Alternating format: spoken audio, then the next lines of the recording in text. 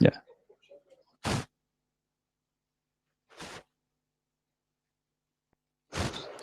Hello? Okay, there we go.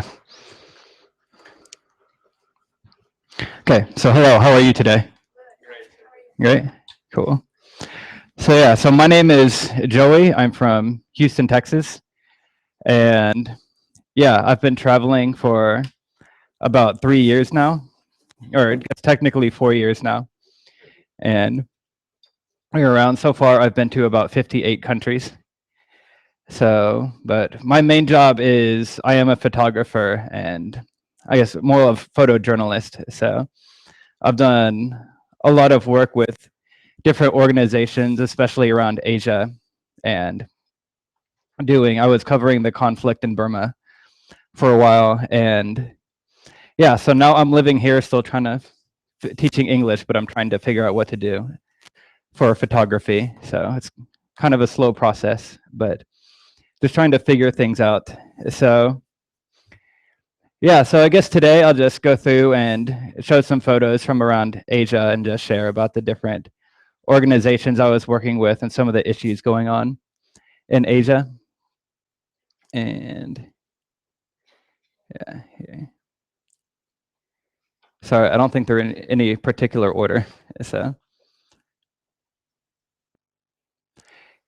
yeah, so a lot of the photos I'm going to show in this slideshow are, I did a big exhibition right before I left Asia, and I did another one in Germany when I returned there of just portraits of people around Asia and sharing their stories sometimes when I could remember their stories. And I'm actually going to do the same exhibition here in September in the city center. So wait, how do I pause this?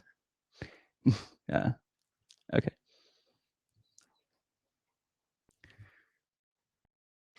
I'm a Mac user, so sometimes these confuse me. Okay. Just going through, the last place I traveled was India, and we were there for about 3 months, and I was doing a photography workshop in Germany called Marriage of the Arts. And we spent 3 months in Nuremberg, Germany, learning. And then we spent 3 more months after this traveling around India, Sri Lanka, and Nepal, and kind of using what we learned and going in and just learning how to use photography to share people's stories and bring a change some of these people to some of these people. So just a few photos from around the village, and here's a typical barber shop in India. And a lot of what we would do would be house visits. We'd just go visit people's houses that our contacts knew and just go sit with them and get to know them and just build relationships with them. And it was really interesting going into a village there because I've noticed, especially with photography, because I've noticed over here, I go up and ask people if I can take their photo, and they're kind of shy about this in Ukraine. But in India and Asia, they will run up to you and beg for you to take their photos, especially the little kids. And you gotta be careful about taking photos because they'll run up, say, "Take my photo," you take it, and then they'll try and get money from you. So yeah. So we were working a lot in an orphanage in southern India in a town called Vijayawada. And for them, it's a town. I think it was like 10 million people. But for India, this is a town. And we did a lot of work through a church over there and got to go. If you ever go to India and go to a Indian church service, it's very interesting. It goes on for hours. They're sitting there playing tambourines, just constant music all the time, the drums, and it's a really interesting experience. And yeah, so the orphanage we worked at was called the Pillalu House, and Pillalu in Telugu, which is the language they speak there, means lion cub. So it was started by a woman named Chinny, and one day a little boy came up to her house and his parents had been killed. They were bitten by a snake. They were out working in the fields and both got bit by a cobra and they died. So he just showed up at her house, and her husband ended up starting this orphanage. And it was like a really cool opportunity because maybe a month before we got there, her husband actually died. And just seeing how strong of a person she is, just continuing to do this, work in this orphanage, even though her husband has died and she doesn't make any money. She doesn't have a job. This is what she does. And she just, people are so generous and with her funding. And the school we went to, there's a band called Liz and the Lions. Am I talking too fast? Is it okay? Okay. So there's this band called Liz and the Lions, and they found out about this orphanage, and their entire thing is they produce CDs, go around touring, and every single dime they get goes towards supporting this orphanage. So I think there's about 20 people or 20 kids that go there now, and it's not really like a typical orphanage. It's just they live in the village, they go to school, they live with families, and they just, it's kind of a just central place, gathering place for all the children. So not a typical just building, which of course it's a lot better for them. So sorry, I think these pictures are kind of mixed up a little bit, but yeah. But this lady, when we arrived in New Delhi, the first night we were there, I met her and her son, and we started sitting with her. We were out there playing guitars and playing music just on the streets, and she comes up and asks for a photo. And so I took this photo, and we went up to northern India in a place called Dharamshala, which is it's actually where the Dalai Lama lives. So we were there, we had an art exhibition, hanging up photos. I printed out this photo and kind of forgot about it. And then 3 months later, when we were leaving India, we were stayed at the same guest house, and I run into this lady, and she pulls out the picture, and somehow somebody had come like in the middle of our 3 months there, given her the picture, and she said she is always carrying it with her as like her most prized possession because she's never had a picture of her and her child before. So it was a really cool opportunity. But yeah, so yeah, we also spent a little bit of time, a couple of weeks in Nepal, which was kind of we wanted to go there longer, but it's kind of a difficult situation right now because just passed a new law guaranteeing freedom of religion, which used to be a Hindu country like India, and India is not very happy about this. So on top of the earthquake that just happened, India pretty much cut off all fuel going over there, like all the food that was going over there. So Nepal had to switch to getting their gas and everything from China, which is a lot more expensive. So it wasn't impossible to go there, but it was very difficult, and everything was very expensive there because they would have to buy their gas on the black market, which I think it's a horrible situation for them because they just went through an earthquake that killed hundreds of thousands of people, and now they're having to go through this. So, but yeah, when we were there, we were working at another orphanage, helping to build it, and there's a orphanage for pretty much refugees from the earthquake, kids or orphans from the earthquake, kids whose parents died, and they were having to cross this river to go to school, and the river would flash flood. So on top of their parents dying, they had to risk their lives going to school.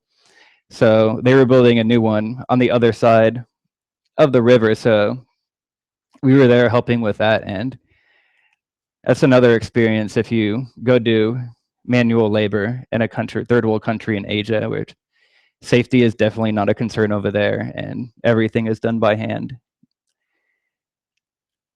So these two are, this is just a father and a son I was able to get a picture of, and another one printed out and give it to them.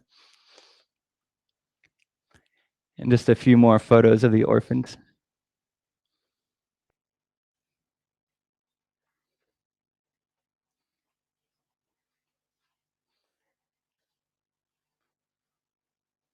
Okay. So yeah, so my time and did anybody have any questions so far? Not yet? Okay, perfect.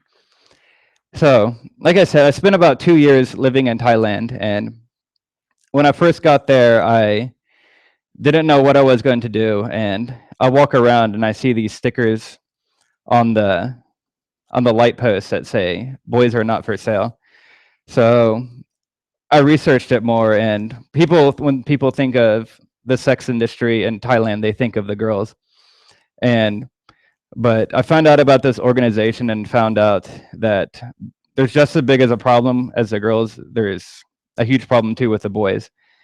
And some of these boys, most of them are living on the streets. Most of them come from minority groups, so they actually really don't have any rights over there. And so the only way they can make money, easy money, is to go and sell their bodies. And some of these, I think the youngest one we had was about 7 or 8 years old, and went up from there. And it's a horrible situation they're in, and a lot of them deal with drugs, and a lot of them actually have HIV. And it's it's heartbreaking because you see these young boys and realize like they're not homosexual, they're just, this is what they do to make money, and it's the only way they can find to make money. And so after working there, I wanted to kind of research more into this. So I ended up going to a village of the Cayenne people, which you have probably seen in National Geographic magazines. They have their necks stretched out. And a lot of these boys were coming from these villages, and they're refugees from Burma because there's a huge, like I said, there's a huge war going on in Burma, a civil war, and it's pretty, I consider it genocide. Like, it's the Burmese government attacking pretty much every minority group over there. And you've probably heard of the Rohingya, and they were in the news not so long ago because they were coming down into Malaysia, and a lot of people were dying on the boats over there. So yeah, and they get to Thailand and they're safe from the war, but their situation is not so much better. They're not allowed to become citizens. They're not allowed to own land. They have to stay in either the refugee camps or these villages. So really no opportunity for education, and it's just a constant cycle of poverty. And yeah, so I went up there and lived up there for about 6 months, volunteering, teaching at the school, and for some reason they had me teaching history and not English, which was strange for me. And it's really cool just seeing there's so many different minority groups there and subgroups of these tribes, and they each have their very distinct language. They have a very distinct culture and even different religions. And there's literally hundreds of these groups in Thailand and spilling over into Burma and Laos, Vietnam, Cambodia. So here's a picture from My La Un, which is the largest refugee camp in Southeast Asia. And it's the Cayenne, the long neck people. And here it's really cool. It's one of their national sports in Thailand called Takra, which it's a little bamboo ball about this big. And has anybody seen the movie Shaolin Soccer? Yeah. It's like these crazy monks that can play football and like do backflips and set the ball on fire. And like when they play this, it kind of looks like that because it's pretty much the same rules as volleyball, but they use their feet. So they'll be doing like literal backflips and kicking the ball. It's really crazy and really interesting to see. And they're very talented.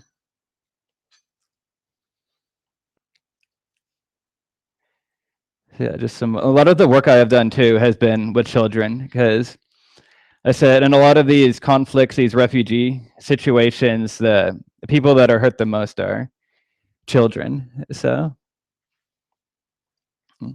okay, here's just some more pictures of the orphanage in India. India. Okay, here, we'll skip these for now.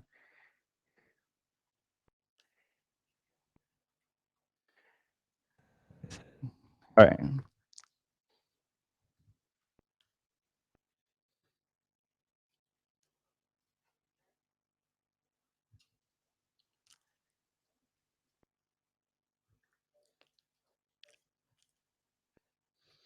Okay, so Cambodia. So in Cambodia, the situation over there is it's one of the poorest countries in the world, but they're actually starting to get more money. They're starting to develop more.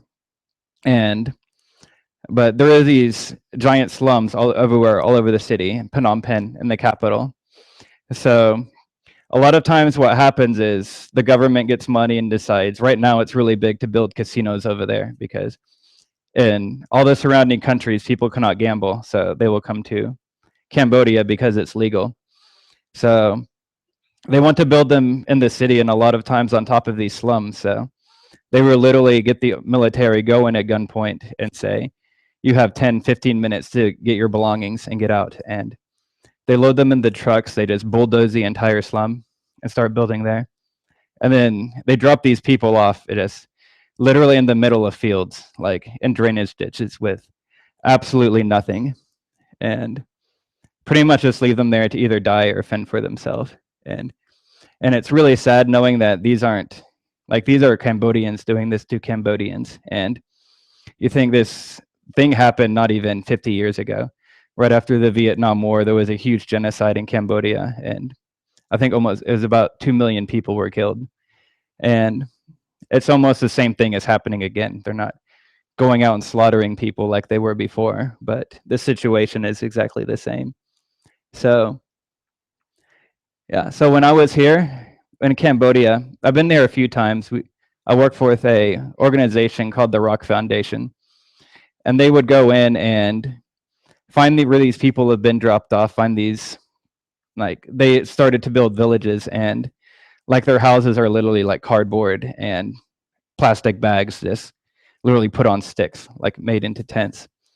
And so Rock Foundation would go in and build them houses, and the houses aren't much at all. Like they're literally just houses on bamboo. And where is it?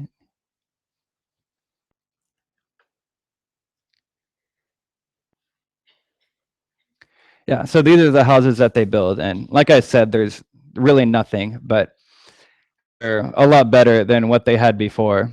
And another problem is the areas they go to. Cambodia is very prone to flooding, so this is why all the houses here are on stilts. And they do another projects they do is a lot of drilling wells, and they work with an organization out of Houston called Living Water International. And I think they put over 50 wells all around Cambodia. And they gone in, they would build schools, and they teach a lot of the women sewing. So they're able to make handicrafts so they can sell these and have some kind of income. And they will teach the boys and the men, they will teach them how to work on computers and either how to do IT work or how to take apart and fix computers. So, and so far, again, it's like not a lot of money for them, but it's at least something that they can live off of. And yeah, so they've been working about 4 different villages now, and they also have a mango farm where they're starting to build a new village in there so people can come and work in the mango camp and not only have food, but also have another source of income. So like I said, lots of kids. I think there's more kids in villages in Asia than adults. It's kind of the only thing to take pictures of is kids. It's,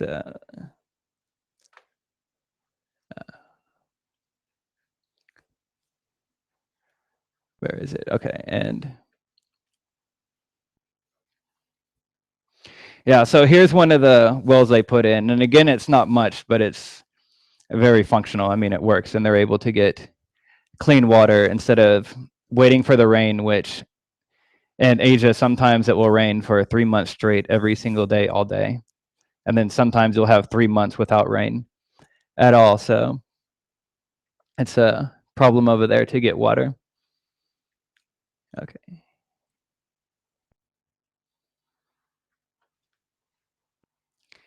Okay, and last time I worked in Thailand was we started an NGO called Help Us Play. And we started this. I have a friend who is from what's called the Anka tribe, and they originally came from Laos. And we went into his village, and he was telling me the kids there, like as young as 7, 8 years old, will start gambling, start doing drugs, start drinking because they have nothing to do after school. So they literally just wander aimlessly around the village and do nothing. And so we decided that they need somewhere to play, and like kids always need somewhere to play. And there wasn't a single playground in the entire village. So it's actually still a work in progress. The construction has started. We had a lot of kind of delays with, as you say, corruption in the village and lost a whole bunch of money. But construction in the village has started, and say by the end of this summer, the entire playground should be finished. And they're also working on 2 more right now. So a total of 3 villages all around the area.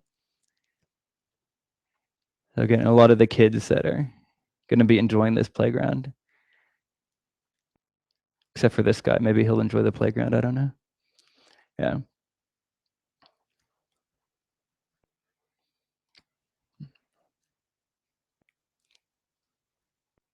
Yeah. Okay. Any questions so far? Yeah. Could you please tell the typical flow of working with NGO organization? For example, you are in some country and you want to, for example, shoot some story and so on. You find some organization which is connected with the question you wanted to show in your pictures. So what's the typical flow? Yeah, it can work several ways. And when I first got there, the first thing, like I said, was just looking on the internet, finding organizations and going and volunteering. And I said the urban light that I was talking about working with the boys, this is one thing. I did all their photography for free. Like I love that organization so much, and they're the only organization working with the boys in Thailand. So I said I will do all this for free. But a lot of it is like looking it up and then just getting contacts. And I was like Rock Foundation. They found out about me through somebody else in Thailand. And so they contacted me, said, we need some photography of what they're doing. So they flew me out there, paid me to go work for them.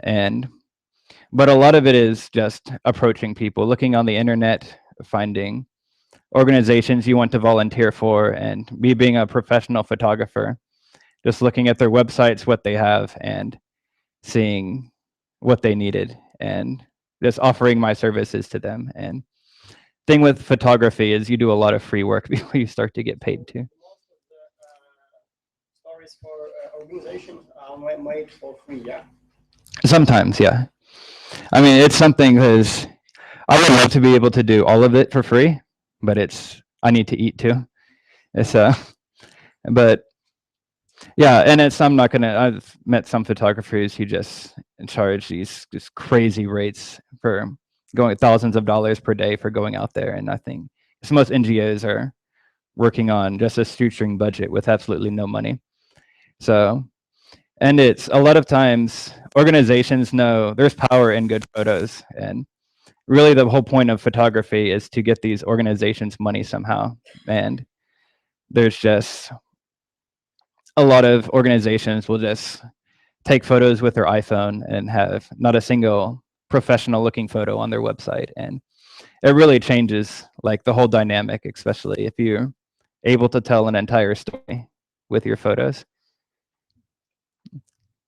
So here's a few pictures of urban light, which I'm not allowed to show their faces. So, and these are the signs that I saw on the street that got me interested in them. And a lot of times if you want to find volunteer work, it's just going to a country, asking around, or getting on the internet.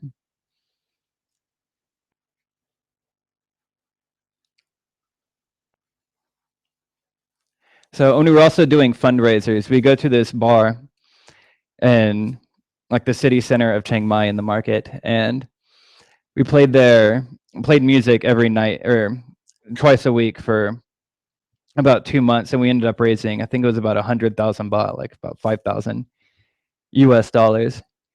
So, and that went all towards, they were reconstructing the center. We were able to put in a TV because I really like their video games over there. We were able to buy some computers so they can learn, again, IT work, which they never really learned them. They just sat there and playing their computer games for hours on end.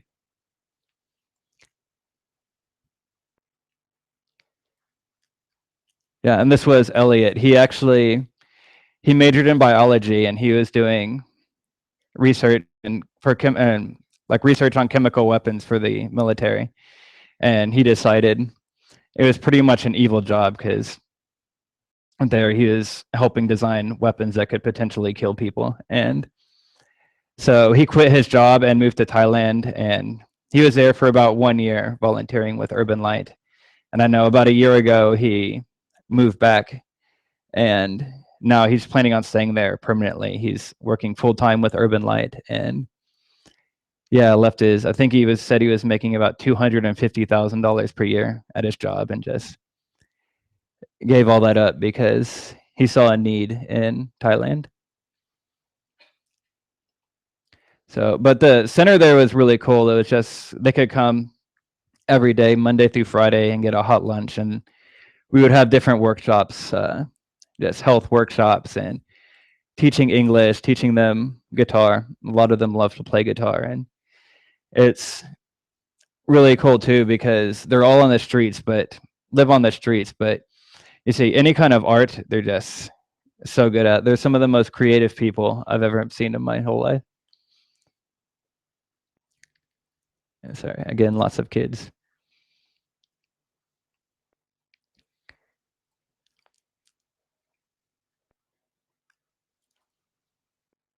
Yeah, yeah.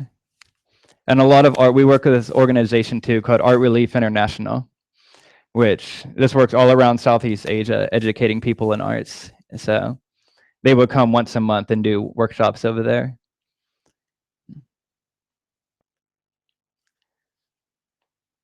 Yeah. Any more questions? Okay. Yeah. Yeah. Hmm. Yeah. Yeah. There, it's yeah, it's kind of a strange situation because it's like it has opened a lot up a lot more, which is a very good thing because it's I guess holding the government more accountable for their actions. But yeah, so like I said, they just had their election and now it's a democracy. And one of the spokespeople for this, maybe you've heard her name, is Aung San Suu Kyi. And but it's kind of a touchy subject with her because she is Burmese, and this entire civil war, which other people may have different opinions, but in my opinion, her father started this entire civil war. And why she's for democracy in Burma, she's also supporting the ethnic Burmese and not giving so much attention to these minority groups over there. And I said, most of like Myanmar is getting a lot better, I think, just because more tourists are coming, and it's pretty much you can't go around having a huge war and killing people when there's tourists in your country. And but there's still some areas. The Kachin state up north is like there's still very much a ongoing conflict up there.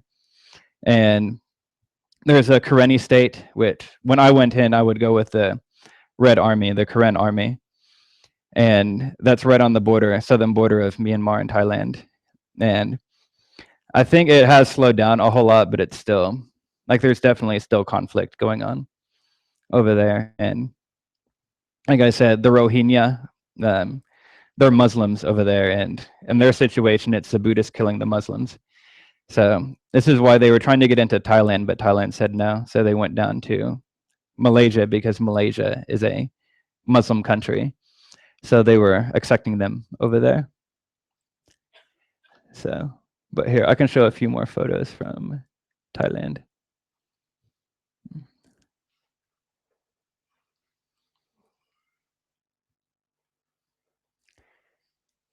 See, traditional dancing, it seems like it's kind of like Lviv and their festivals. Every day something is going on in Thailand.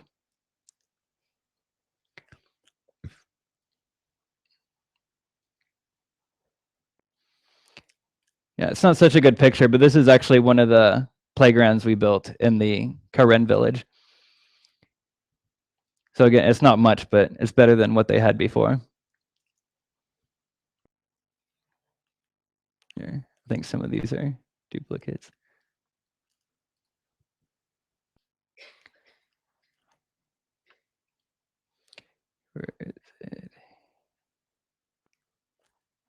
Sorry, my photos are kind of jumbled, but yeah. So this is when you go to these villages too, these hill tribe villages in Thailand. Like I said, they're forced to stay in these villages. So and they can't farm. They can only, I guess, farm there for themselves. They cannot farm to make money. So the way they make money is selling these little handicrafts, and which it doesn't earn that much money because it's maybe once a week they'll actually get tourists. And they also do homestays over there for, I think it's 200 baht, about $6 US. You go stay the night in, you go stay the night in their houses, and they cook for you. They let you. It's kind of, you get to experience the culture, which it's good because it makes them money, but it's also kind of bad for them because people almost, like, I've heard them called, like, some people call them human zoos, and people just go, oh, we can go have our pictures with the long neck people and then leave, and they don't realize you get to know them, and like they're real people with real lives and real needs. And unfortunately, a lot of people don't realize this. They go see them, like I said, at a zoo or as a tourist attraction.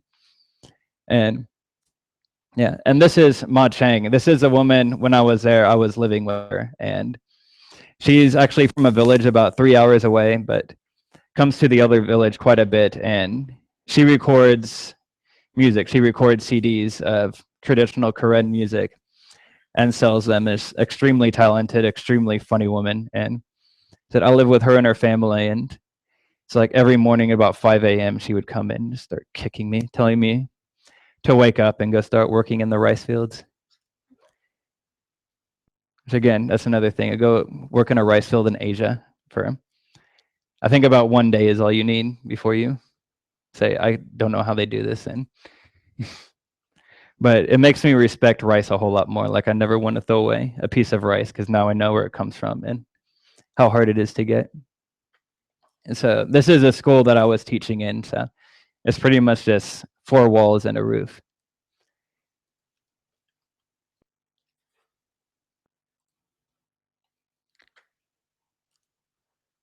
Yeah. Like I said, this is a playground we built, which was actually recycled from another village that got a new playground. So pretty much just took the old one, cleaned it up a little bit, and brought it over here.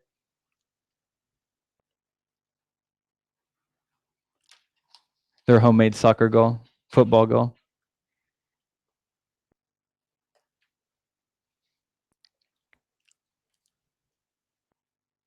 Yeah, and this was an interesting picture because this is the first time that I'd ever seen. Actually, I think they've seen cell phones before, but the first time they ever actually held one and figured out how to actually use a camera on it.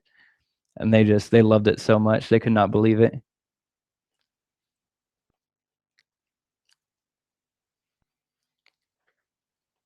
Yeah, see, and this is everything, all kinds of jewelry that's all handmade, all these little trinkets, and it's really famous. You've probably heard of Thai silk before, and a lot of it comes from these tribes. And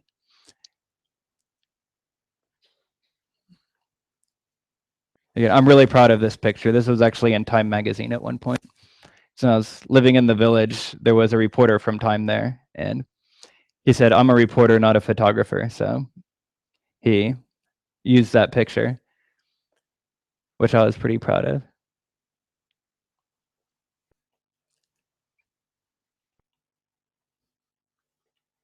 Yeah, and they love playing music, violins, guitars.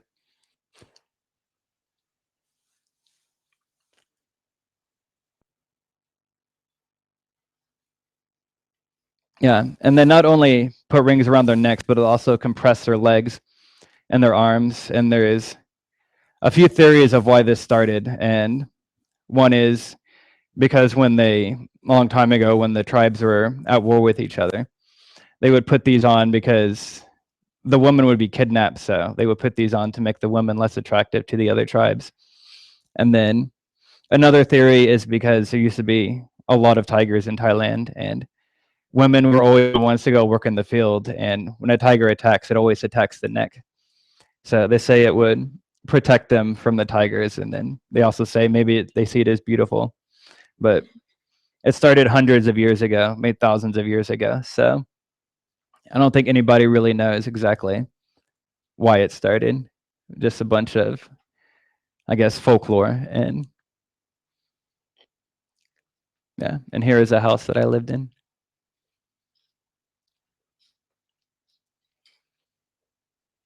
Yeah, again, playing Takara.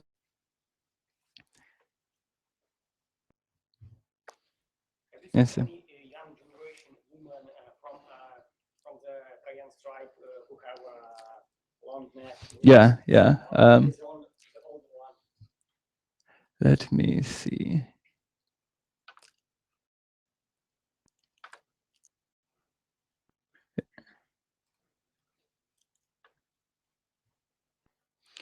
So, That's actually the fake wing, which indeed does not make the neck longer.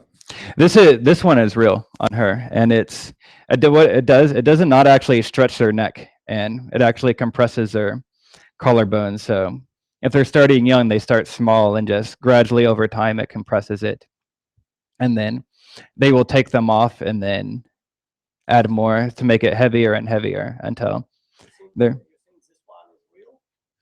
So this one is real, and it takes a long time. Like it takes years and years to do this because I said you're literally compressing your body, and yeah, and it's brass. Like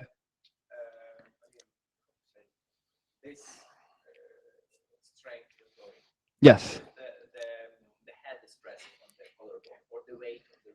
yeah, the weight of the rings presses down on their collarbones and compresses it. So most people think if they take it off, their necks will just fall over, which is not the case because like their neck is not actually being stretched. And I've seen Ma Chang, the woman I just showed, I saw her take off her rings to add more, which is for them, this is a big deal because it's almost like they're naked and like because they like wear these so much and they take it off. They said it's 2 or 3 days of discomfort and then it's fine. And but it was really interesting to see this, and it was one thing. It's so private for them. She would not let me take pictures of it.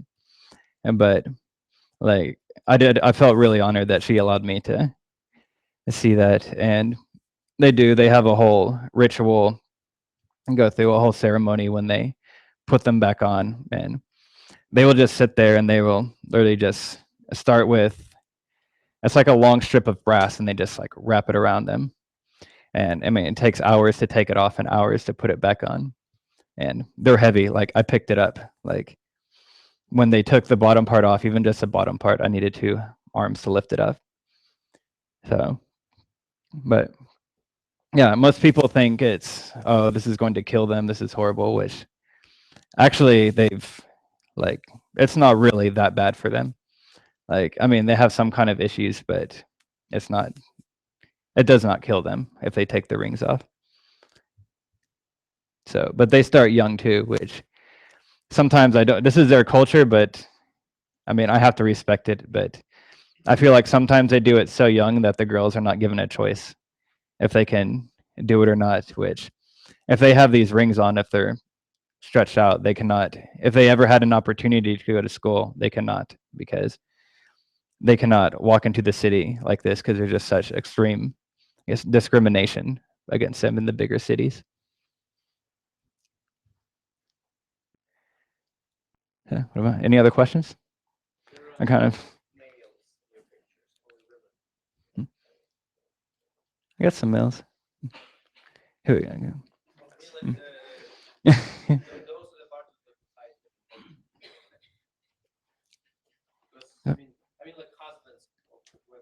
Yeah. Yeah.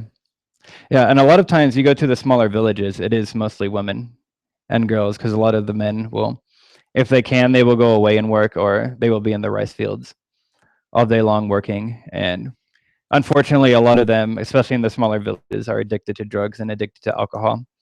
So the death rate for men is actually pretty high. So you'll notice if you ever go to Asia in a small village, there's a lot more women than men.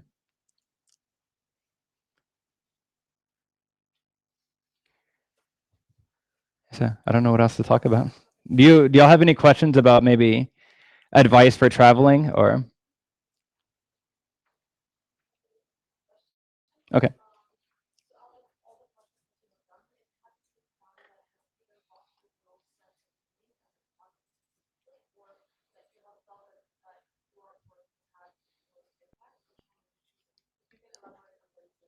Yeah, I think urban light because, like I said, when people think of Thailand and the sex industry, a lot of people think these people are doing it willingly, and which is not the case. I mean, they're slaves when it comes down to it. A lot of them are tricked into doing this. A lot of them are kidnapped and sold, and like they're just not going out there. And because I mean, nobody wants to just wakes up and prostitute today.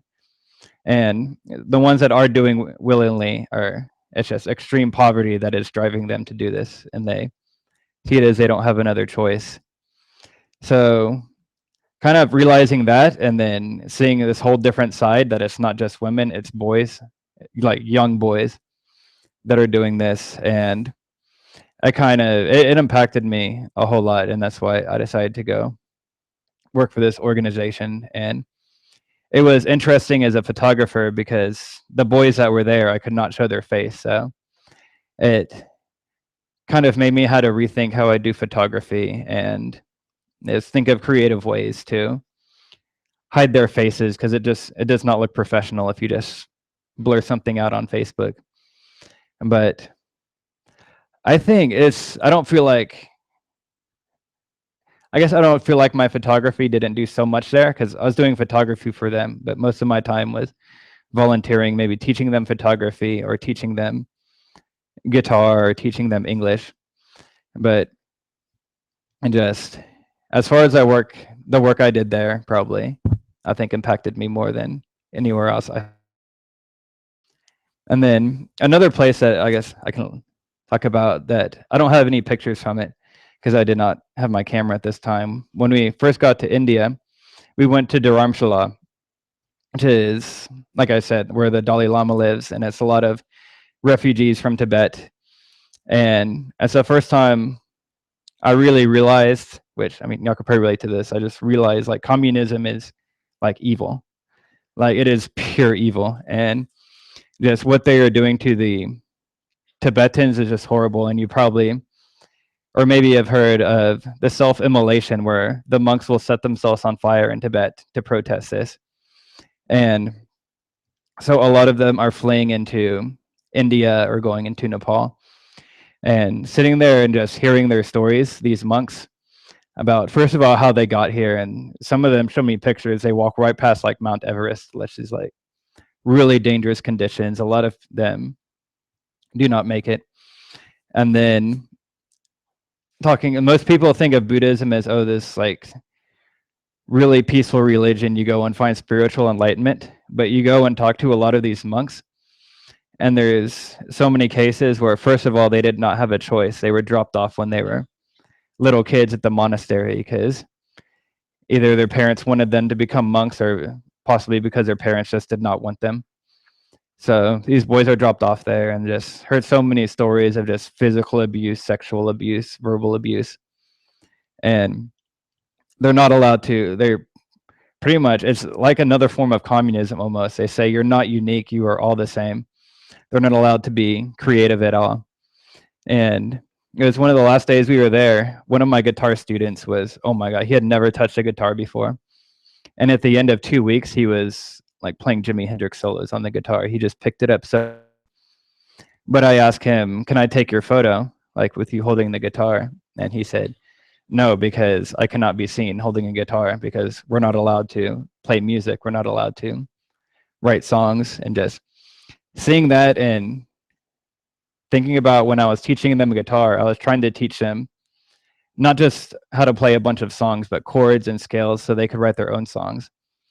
But they could look at there and I could teach them how to play a song. They would do this just fine, but they could not understand that they could actually be creative and write their own songs. It just, their brain could not comprehend it because they've been told since they were little kids that they cannot be creative. And the best thing is to just copy other people. And it kind of just changed my entire view on what Buddhism is. And I think a lot of people go up there, a lot of Westerners go up there to practice Buddhism, but don't realize the Buddhism that they see is entirely different from what Buddhism actually is. So for me, it was definitely heartbreaking and had a huge impact on me.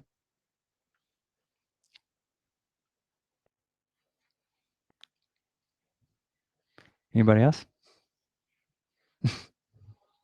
No. Yeah. I'm sorry?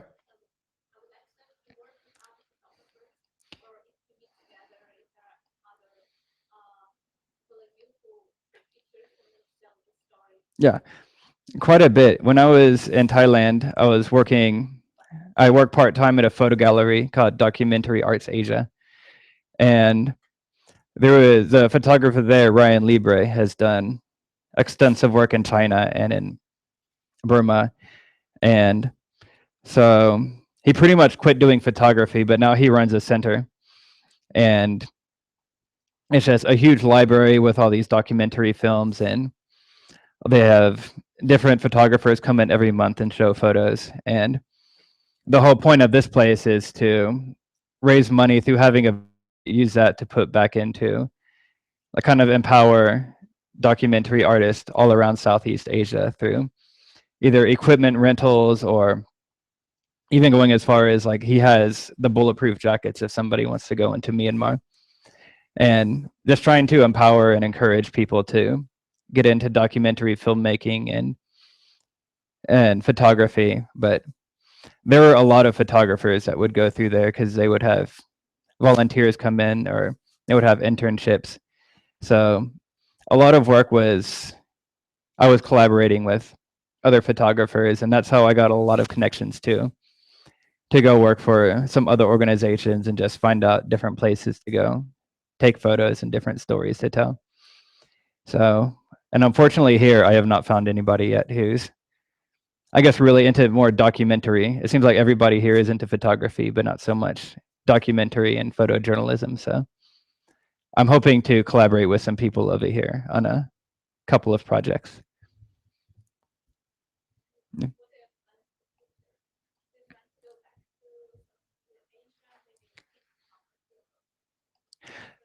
I really like living in Ukraine right now. So yeah, I'm trying to get an official visa so I can stay here long term. And I said, right now I am teaching English just because it's hard to move to another country and get established as a photographer. So I'm reading this, but going around taking photos, and um, I'm hoping by the end of this year to actually take a trip. And I actually wanted to go to Afghanistan, but I contacted the Afghanistan embassy in Berlin, and they said they're not issuing any visas right now because America is pulling out, so it's getting a lot more dangerous. So I was looking at hopefully going to Sudan, and maybe you have heard of Darfur. And I saw it is about what 5-10 years ago. The civil war started, and then genocide started happening over there, and like it was really big all over the news, all over the media. But it kind of, like most things on the internet, it's popular for a week or a month and then it just fades away. And it's just as bad as it was when it first started. It's still going on, but I guess people have kind of forgot about it. So I'm hoping to go there and be able to do some kind of story. And I contacted a few organizations over there. So hopefully something can work out. So that's what I have planned, at least for right now.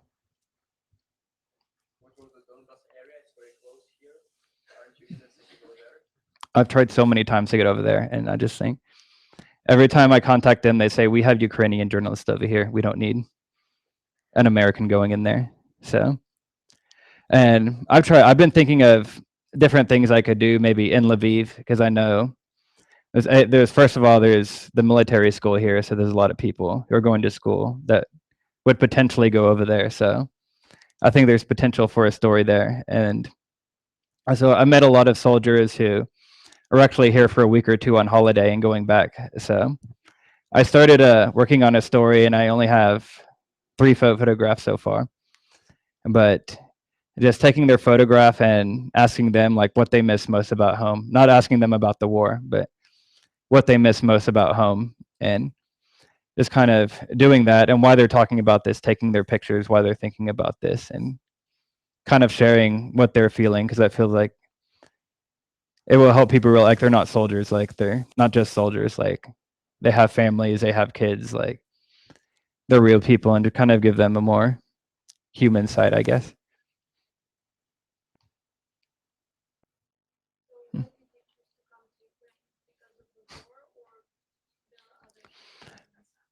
When I was living in Thailand, my brother has been here a few times for volunteer work. He teaches at a sports camp. So when I was in Thailand, he was coming here, and it was cheaper for me to fly to Europe to visit him than fly back to America. So I came here and visited and didn't really think about it so much like when I went back, because I was living in Asia and I really like living there. So before I went to this workshop I went to in Germany, I found a job in Ukraine for 3 months or 2 months. So came back here and just fell in love with it so much, like during that time, that I decided to come back. But I really love it here, and I wish more people, especially people from the Western world, because there's so many stereotypes in America, like, oh, Ukraine's communist, they're all drunk on vodka all the time. They're all really big and angry, and I really do wish like more people would come visit and realize, hey, it's nothing like this, and like it's such a, especially Lviv is such a wonderful city, and I love it. I love living here.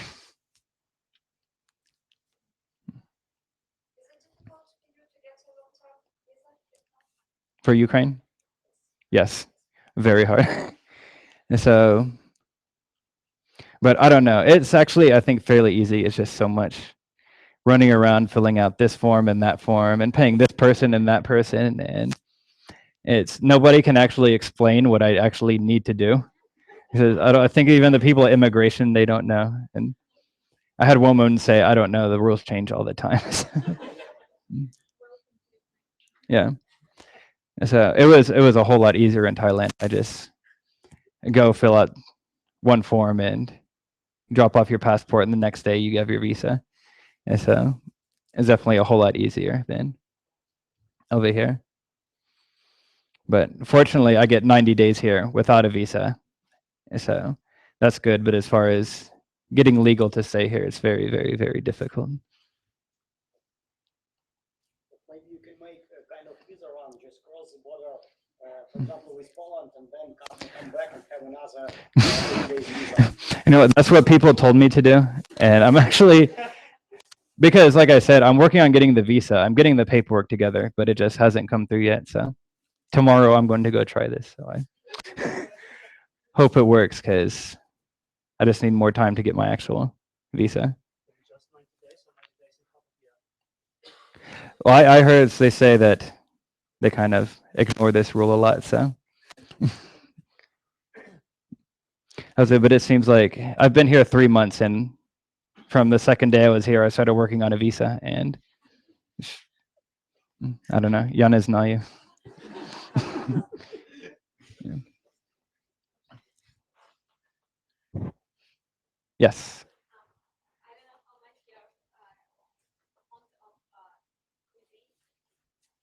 Yeah.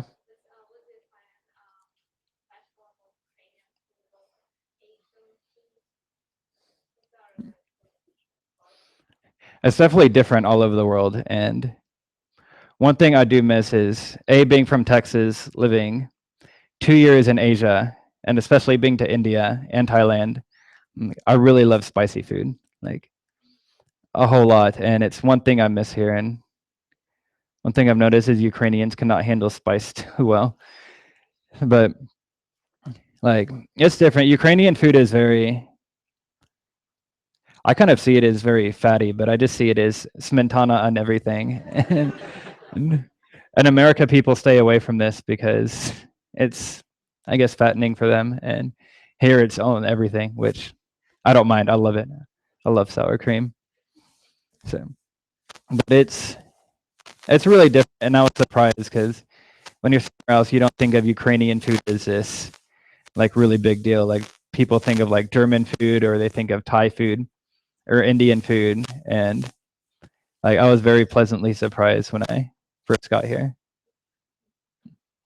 But I really miss Asian food a whole lot.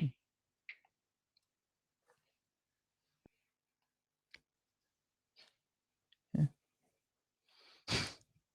Anyone else? Ah, that is film. I shoot a lot. I like shooting on 35 millimeter film a whole lot.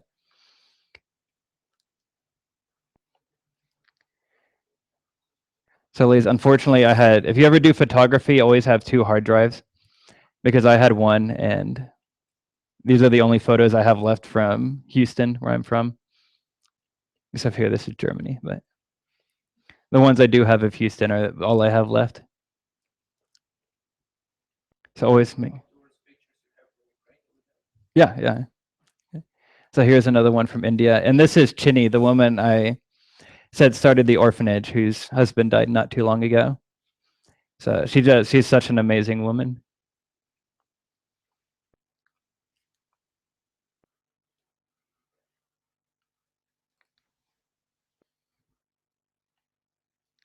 And so I like shooting film. I think film is far superior than digital, but unfortunately, it gets expensive buying film and developing it. Another one from Houston. Yeah. Here, okay, some photos from Ukraine.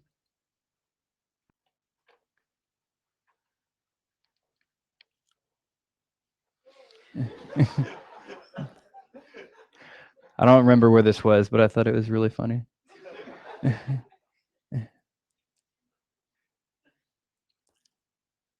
This is a cemetery. That's one of the like most beautiful places I've ever seen as far as photography goes. I love taking photos over there. I think this one's almost gone, almost wiped off the wall.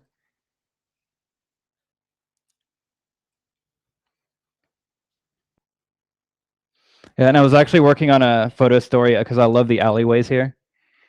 I'm working on a photo story about that, but then I saw two people have done this already, so they're trying to figure out something else. Olesko Castle. I'm not sure. What is this called? Nah. Yeah.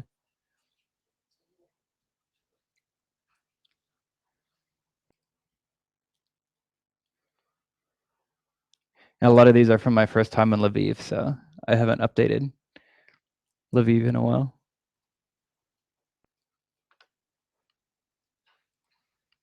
But it seems like living here too.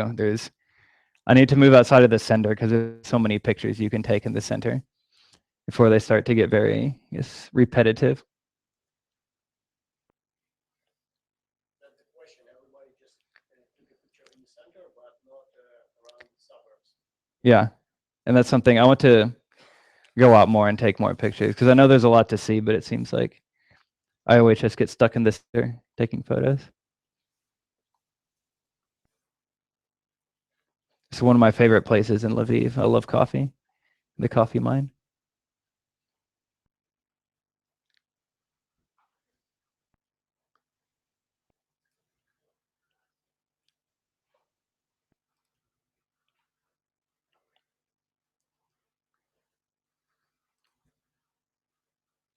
And I found out I took this photo, and then it was when I came back this time, I found out that these are all gravestones, and they say I don't know exactly how it is, but they say when their gravestone is like worn away is when I guess their spirit is released or something like this.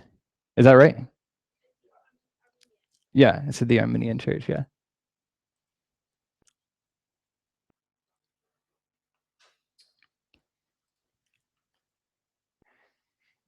Yeah, I thought this would still be here, but it's not here anymore.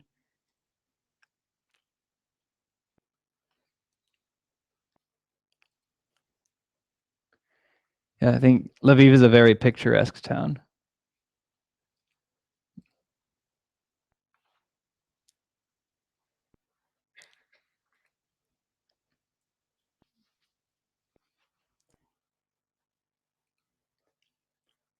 Yeah.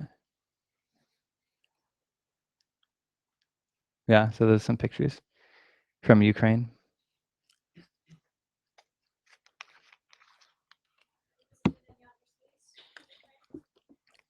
Only Utarod so far.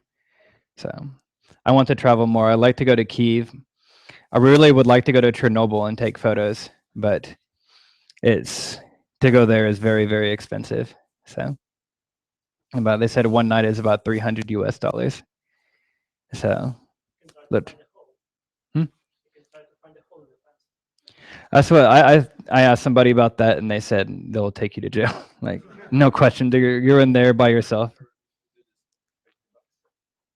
Because there are tours, I mean, that local companies do for Ukrainian people, and there Yeah. are those that operate for tourists. So Yeah. the local one is just Yeah.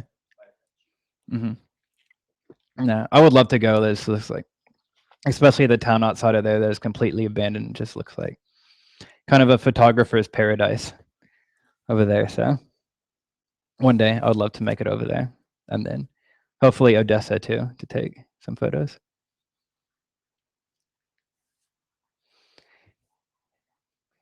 Yeah. So like I said, do y'all have any questions about maybe travel advice or how to get somewhere? Or yes. Scary. But it's worked out. The worst thing is thinking if you buy a one-way ticket and I guess kind of you run out of money, you don't have a way back home. But like I'm really glad I did it. And the biggest thing with traveling is once you get to a country, you can probably find work. It's not that expensive when you get there. The most expensive thing is buying the ticket there. But I think a lot of people think it's just so expensive to travel and it holds them back. But like I said, it's really not, especially if you know how to look for an airline ticket and you book enough in advance, then your travel is not going to be so expensive getting there. And if you're willing to take a lot of trains and buses too and days to get places, it can sometimes cut the price in half. But I think like buying a one-way ticket is really good because if I had bought a return ticket from Thailand, I would have come home and who knows if I would have traveled more or gone back overseas. So I'm really glad that I got a one-way ticket. Sorry? What pushed you forward to start the journey? I had when I was like I'd always wanted to travel and it was just something I never did because I was that person. I was always expensive. Like I need to stay here and work and make money. And so like one had never left the country before except for Canada and Mexico. And so one day I just decided to do it and I signed up for this trip and we were supposed to go to 11 different countries and I went to 8 because when I was in Africa, I ended up getting very, very sick and had to come home. But we go spend a month in one country and do volunteer work and then go to another country and do volunteer work. So it was like the first time I experienced other countries and going from America to my first country was Dominican Republic, just a very poor country. It was very, very shocking. But it just made me want to travel more. We went to Thailand and that's when I fell in love with Thailand and knew I wanted to come back. And like through that entire trip, it was like with traveling and everything, we ended up going through over 20 countries and I just loved it and knew there was so much more to see. And now it's my goal to go to every country in the world. So I think 58 is a good start though. And this is all within the past about 4 years. Was there any cultural shock when you came to Ukraine? Maybe you can tell about things that surprised you the most after coming. Yeah. Ukraine, it wasn't so not as shocking as going, like I said, to my first country, Dominican Republic, and then Haiti. Not like because it's a lot more similar to America over here. But when I came over here from Asia, because I got so used to Asian culture and Thai culture, like coming here was kind of a shock for me. And Like for example, in Thailand, you never see people that are dating like holding hands or kissing, and I saw that here, and I'm just like, oh my god, what are you doing? You cannot do that. And just it took a while for my brain to, I guess, kind of adjust to Europe and thing like in Thailand because they're Buddhist, so they believe that the top of your head is the most holy part of your body, and the bottom of your feet is the dirtiest part. So over there, if you point the bottom of your foot at someone, it's pretty much like in America or here, somebody would give you like a middle finger. And so I got so used to just watching where my feet were, and like I'd sit like you like sit down like on your knees just so your feet aren't pointing towards anybody, and just doing that over here. And I think sometimes people thought it was strange because I was always so conscious about where I was pointing my feet. So yeah, but it just I don't think it was so much culture shock, but my brain just had to kind of switch over. But it's the same with languages too. I think yeah, about my first month in Ukraine, I was still trying to speak in Thai to people, and yeah, it just takes getting used to. But I think I've been to so many places now that culture shock doesn't affect me so much, and it's even cool to go to other countries. But after a while, like going to a new country, kind of like usually when you first start traveling, you're like, oh my gosh, I'm going to this country and that country. But after a while, like I love going to new countries, but it just doesn't have the same, I guess, like amazement that it used to have. Yeah. Which countries in Africa did you visit? I've been to. We spent time in Kenya and Tanzania, but when we came from Asia, we landed in South Africa. So I've driven through South Africa, Swaziland, Mozambique, and into Tanzania and Kenya, and then we wandered into Somalia accidentally one time, which is a really interesting story. That we ended up pretty much almost getting kidnapped by pirates, and they we were looking for this village because we heard these stories that they're very superstitious in Africa, and they'll have babies, and there's so many little things. I think it's if their top teeth come in first, they think they're cursed, and they throw them out into the wild to be eaten by animals, and throw them into the crocodiles. So we were trying to find this village and go see what was going on, and yeah, we ended up getting lost. We're on this like dirt road in the middle of nowhere. This truck pulls up, a bunch of guys with guns get out and started screaming at us in Arabic, and yeah, took everything we had, which was not that much, just like a little crappy cell phone and like 20 US dollars. And so, yeah, and they let us go, and we walk down the street some more, and we run into this building or this truck, and it turns out it's a UN right there. So we were talking to them, and they're like, what are you doing here? And it's like, showed them on a map what we were looking for, and they're like, you're in Somalia right now. So they ended up taking us back to this village, which it actually worked out because they drove us all the way to the village. We told them what we had heard, and they started investigating and found out this was actually happening. So now, long story short, there's like laws in this village that they cannot do this. They can go to prison now if they, which you think before they should go to prison anyway, but it's not how it works in Africa. So the UN opened up their base over there and said, if you have these babies you don't throw them to the animals, like bring them over here. So now this practice of killing the babies is just non-existent in this village anymore. So I guess it kind of like everything worked out perfectly, like being held up by pirates, wandering into a UN like convoy, and yeah, it was a really cool experience. Yeah, it was like right by the beach, so it was right on the border of Kenya. And What was your initial reaction to being robbed at gunpoint?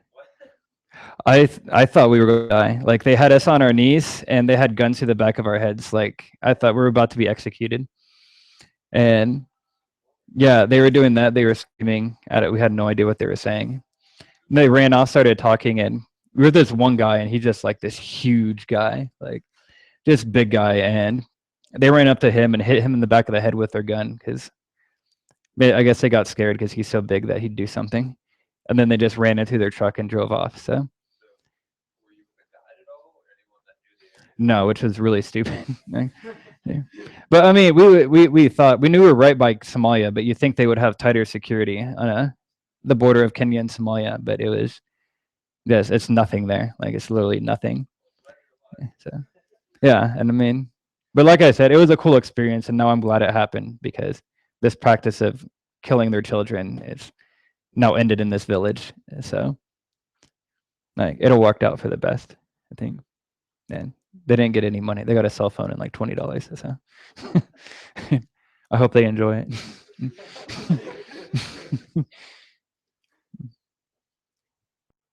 But yeah, in Africa, that was actually before I started really getting into photography, and it was actually going there and just like seeing what was going on in Africa has made me. That's what really made me want to pick up photography over there. So after I came back from there, when I went back to America, I bought my first camera, and well, not my first, but I bought a better camera, my first digital camera ever. So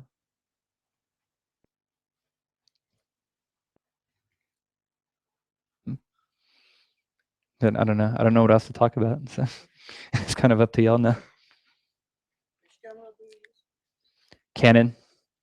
Canon 60D and a Canon 1N. Yeah, my film camera is this giant thing. It's a professional film camera back in the day, but I found it on eBay for about $100, and it's good. I like it. But here's another trip. Always watch your bags when you're going somewhere, because I had a bag of when I was working with the Rock Foundation, I had a bag of probably about $25,000 worth of camera equipment, and that I was most of it I was borrowing, and one of the cameras I had bought, but most of it I was borrowing. And I was sitting here. There was a chair right here. I set my bag in it, turn around, order my food, literally less than 30 seconds, and turn back around, and it's gone. And I run into the street, look everywhere, and I didn't see it anywhere. And I'm lucky I had at least one camera in my hands. But like in places like Cambodia and Africa, you can like here you can set your stuff down in the chair next to you, and it's probably okay. But in places like this, you need to be physically holding on to your things at all time. And a trick, if you go to a market, wear your bag in the front, because a lot of times people will come slice the bottom of it and just let whatever's in there like slide out and run off with it. So it's always safer to have it on your front.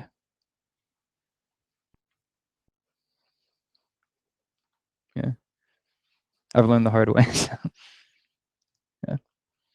But yeah, there's a bunch of little tricks. Always put your wallet in your front pocket, and don't, especially if you have something like a camera and you're going to a very poor country, don't kind of, I guess, make it look like beat up, put duct tape on it, maybe scratch it a little bit, make it look as beat up as you can, because they look at things and I guess they don't know the true value of them. Like I've heard of people stealing like brand new MacBooks, like $2,000-$3,000 computers, and turn around and sell them for like $50 because they have no idea what they're worth. So if they see a camera that's beat up, they just assume, they don't know the value of it. They just assume because it's beat up, it has no value at all. So most of the times they won't even bother. But if you have like a brand new camera, you're like talking on an iPhone, that looks brand new, they think this has more value than something that's beat up.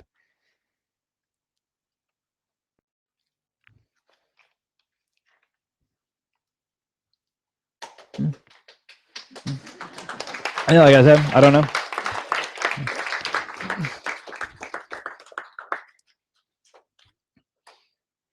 Yeah, cool. Yeah, well, thanks for having me, and I hope you learned something and maybe it inspired you to travel a little bit.